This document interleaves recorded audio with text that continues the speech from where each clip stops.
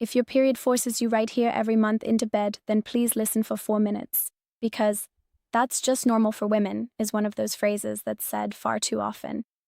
Yes, cramps, fatigue, or a pulling sensation in the lower abdomen can occur during menstruation.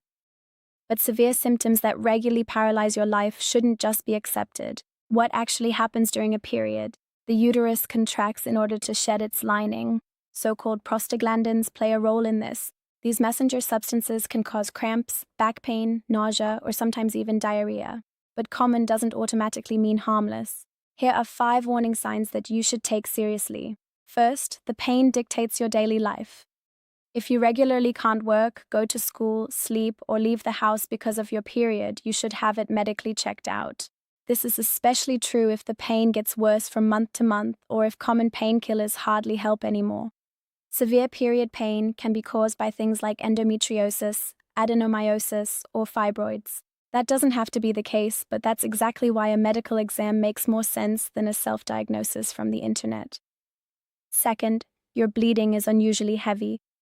A clear warning sign is if you have to change a completely soaked pad or tampon every hour for several hours.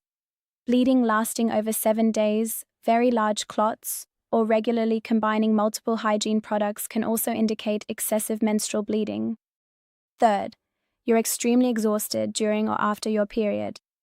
Heavy or prolonged bleeding can lead to an iron deficiency and eventually to anemia. Possible signs include unusual fatigue, trouble concentrating, paleness, dizziness, heart palpitations, or shortness of breath with little exertion. This isn't just laziness, and it's not your imagination either. In this case, it can be useful to have your blood count and iron status checked by a doctor.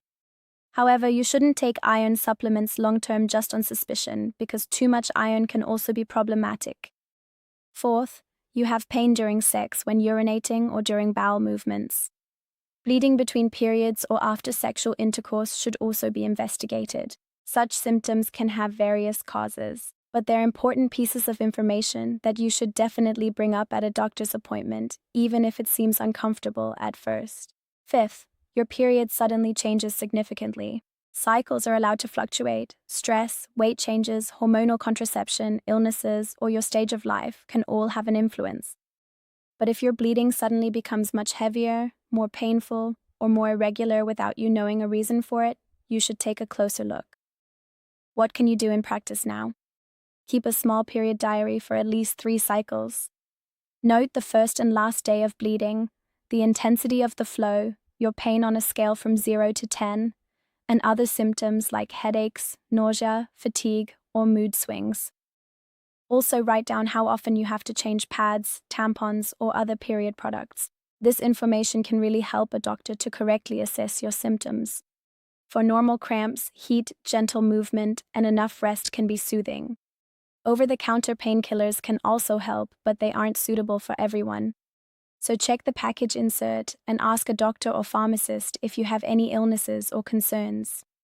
And another important safety tip, a tampon should be changed about every 4 to 8 hours and never worn for longer than 8 hours. Your period doesn't have to be completely symptom-free, but it shouldn't take over your whole life every month either. If you know a woman who regularly suffers during her period, send her this video. Maybe this exact information is the nudge she's needed for a long time.